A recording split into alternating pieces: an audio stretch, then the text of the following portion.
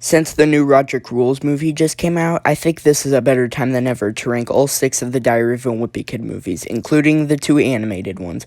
As you read in the title, these will be ranked worst to best. Also, I don't have a proper microphone, so sorry if my audio sounds really bad. I wrote the reviews for these movies based on the date these movies came out, oldest movies being first and newest being last. So if I compared a movie with the movie that came out before it, that's why. The only movie that I've seen before writing this video script was the first animated movie, but I haven't seen it since December 2021, so I'm basically new to these movies. Most of the stuff I did for this video was actually done before the animated Roderick Rules movie even came out. I will also just show the posters of the movies in the background instead of clips from the movie, because I don't want to risk being copyright striked, because Disney sucks and I hate them just as much as they hate Jews, which is a lot. But I will show short clips from the movies if I need to. So with all that said, let's get to the rankings.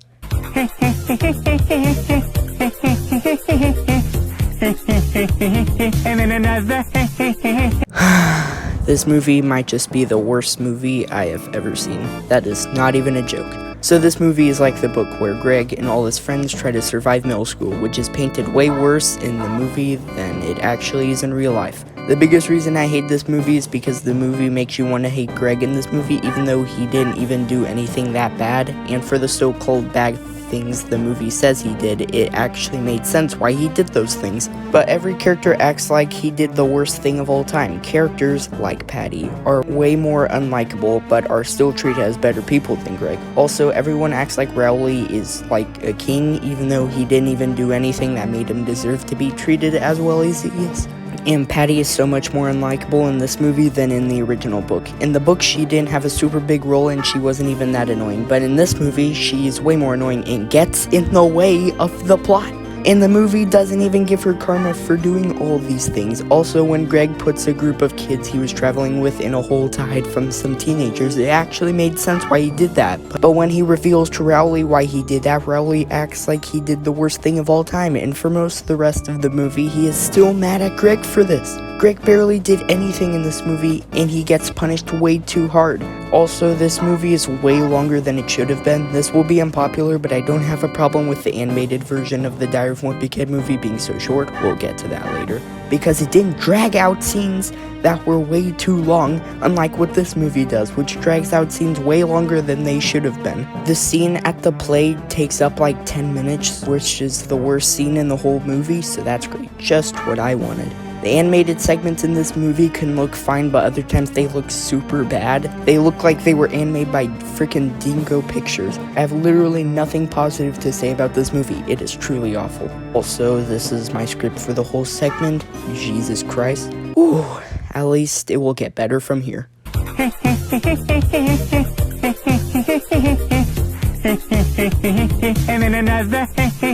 I know this isn't ranked at the bottom of the list. I know, surprising, but this movie still isn't that great. People are way too hard on this movie, and I think it's because they're just salty all the actors got replaced. I think they did a pretty good job recasting all the actors. This movie has the Heffleys going on a road trip, which Greg suggested because he wants to go to a convention. This movie is still better than the book, which is my second least favorite in the whole series. The pig doesn't play a big role in the movie, unlike the book, so I think that's an improvement. In the original book, the Beardos were super unlikable, but here they're treated as the bad guys, but they didn't even do anything that bad. At one point, the Heffleys lose a lot of stuff they packed on the trip, but when they realize it, they don't do anything until like a minute later. So when the Beardos steal one of their suitcases with a book passed down in their family for generations in it, I don't even feel bad because they were acting like idiots. I know I sound really positive towards this movie for most of the stuff I said about it in this review, but most of the bad parts are really short snippets, so I just didn't mention those because they were too short, so this movie is just mediocre.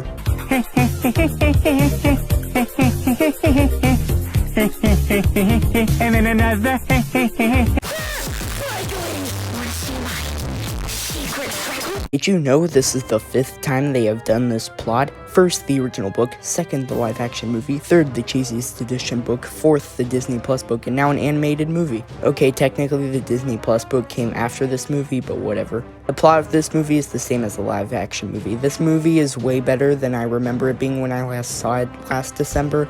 This movie is basically a better executed version of the live-action movie, since when everyone gets mad at Greg, most of the time it is justified for them to get mad. This movie doesn't overstay its welcome by adding a bunch of filler, since this movie is only an hour long, unlike the other movies in this video. The only thing that this movie executes worse compared to the live-action movie is, of course, when Rowley steals Greg's comic, unlike in the original where he came up with the idea, and his comic became more liked than Greg's. But unlike the original, the whole school doesn't turn on him for the rest of the movie. For some reason, sometimes Susan's audio sounds really bad, and I don't know why. We're worried sick about you two. Where were you boys? I know my mic is probably worse than hers, but Disney is a $200 billion business, and I'm just some random guy that has less than 2,000 subscribers. Now that I'm done with actually reviewing the movie, I'm just going to talk about middle school for the rest of this segment. They paint middle school way worse in this movie than it really is. For my first day of middle school, I just asked people where my classes were so I could get to them easy. Maybe that's because my middle school is only one floor, and the middle school in this movie is 2 floors, and because I had a day of school where all the 6th graders would just check out the school without the rest of the grades in the school, but whatever. Anyway, on to the next movie.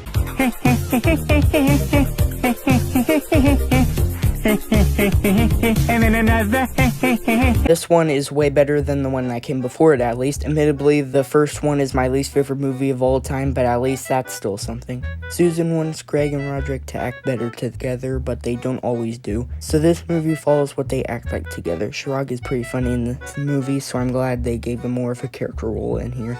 Patty still gets in the way of the plot sometimes, but she's nowhere near as much in this movie as the first one, luckily. Just like the first one, some scenes drag out way too long, but those only come up once in a blue moon. They don't punish Greg and Roderick that much for doing mildly bad things, unlike the first movie did. The animated segments look pretty good, especially since this movie came out in 2012. But this movie should have been like 20 minutes shorter than it is, which is my biggest complaint about the movie. Besides that, I don't really have much to say. This movie's pretty decent. I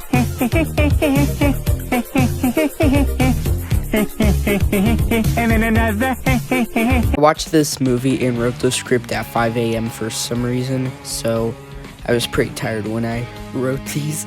Anyway, this movie is pretty good.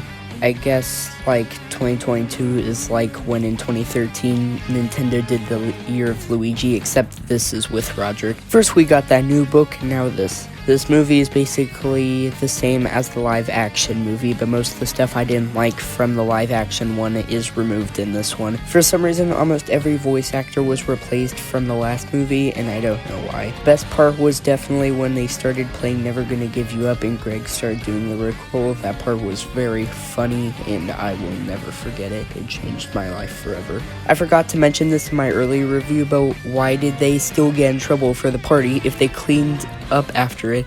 I don't really know what else to say about this movie. Like I said, this is just a live action movie, but with most of the bad things I didn't like removed.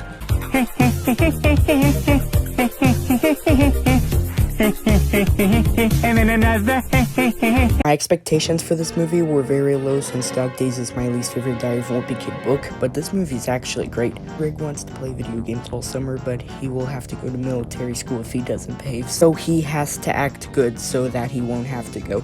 This is the last movie they made before they replaced everyone because they were getting too old for their character roles. You can tell because Greg's voice is way lower than usual here, just like my voice in my videos. I mean, have you even heard my voice in my older videos? Hi guys, right now it's raining outside, and at least we're now safe inside now. This movie doesn't have many bad scenes except for the scene where Greg loses his shorts. Seriously, why did that scene have to be in the movie? The part where it reveals that Greg stole $250 from Rowley's dad wasn't as bad as I thought it would be.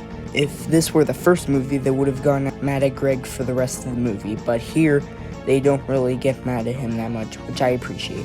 Sweetie is not in this movie that much, unlike the book, which is fine by me because Sweetie might be my least favorite Diary of a Wimpy Kid character. This scene just skips the last straw and goes straight to Dog Days, but it instead puts elements from both books into this movie. Might even watch this movie in my free time, it's that good.